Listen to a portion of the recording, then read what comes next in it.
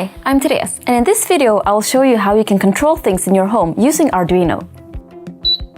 We will base this on project 15 in the projects book that shows you how to control your sound recorder, but you can basically control anything you like that has a type of button shown in page 158 in the projects book.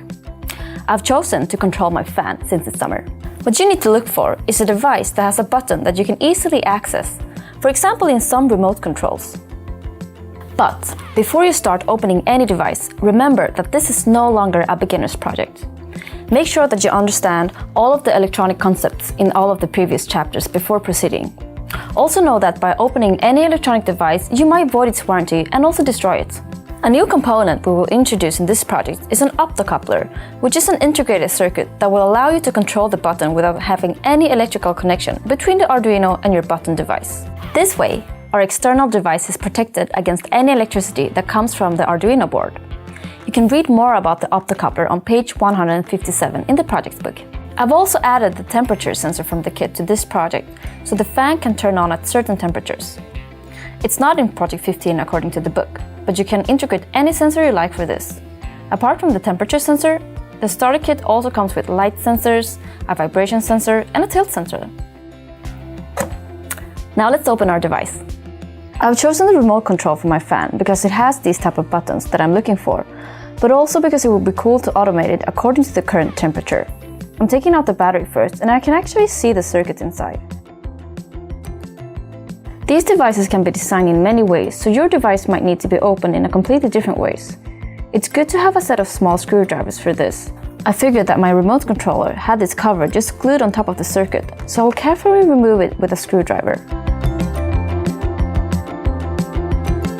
I can see that the buttons consist of metal plates with this fork-like pattern that is very common for many electronic devices with push buttons.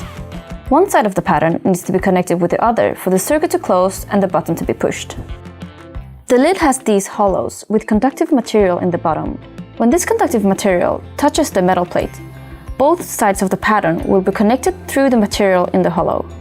This means that if I take a jumper wire and connect each end to a side on the metal plate, it will activate the button.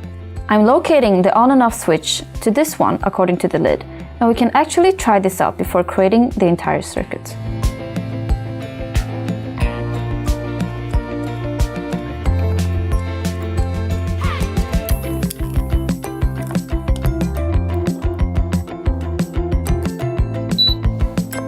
The fan is on! Great! Now we can connect it to a circuit with a board and optocoupler. Make sure that you have nothing connected to your board, and I've started to prepare the board with the power and ground rails here as usual. Then I'm placing the optocoupler so that each pin is connected to a unique row, which means that I have to place it here over the gap. In one of the corners, you will see a circle. This means that this is pin number 1. If you can't see the circle, there is also an edge or groove that you can feel with your finger on the left side.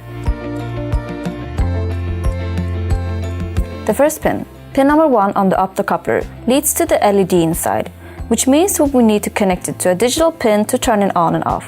We will connect it through a 220 ohm resistor, as we always do when we connect LEDs, so it doesn't get burned out.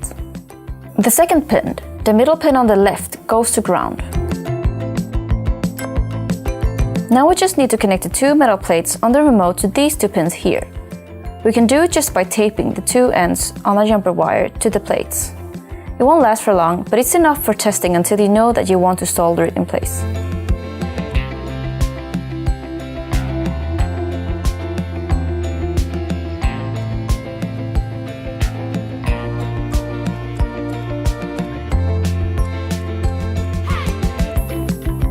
Finally, I will connect the temperature sensor in the same way as we did in project 3, since we want to turn on the fan whenever a certain temperature is reached.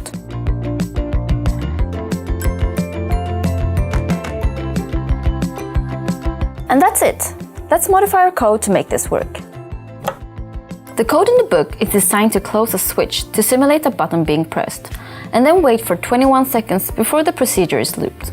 This can be useful, for example, when you want to play a sound from a sound recorder with a time interval between. But in our case, we want to turn on a fan whenever it gets warm, so we'll have to modify it. I will start by adding a constant variable for the temperature sensor pin before the setup. I will also add a variable to store the sensor value and convert the temperature value in, as well as a boolean to remember if the fan is on or off. We will start with assuming that it's off.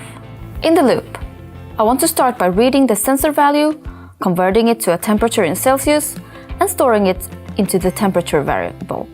If you don't know how to do this, check out the video for Project 3, Lava Meter, or the datasheet for the temperature sensor you have.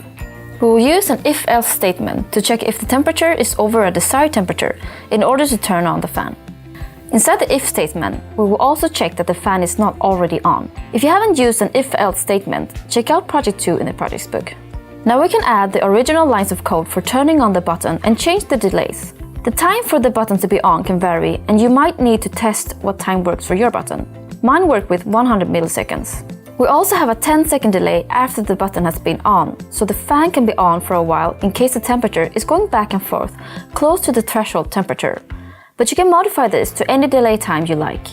Next, we need to add the code that turns the fan off in case the temperature drops.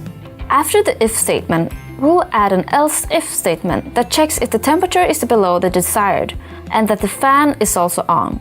We'll also set the fan state to off and have a 10-second off time here.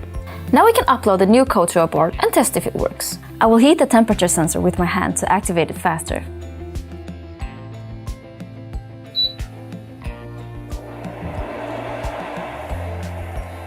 It works!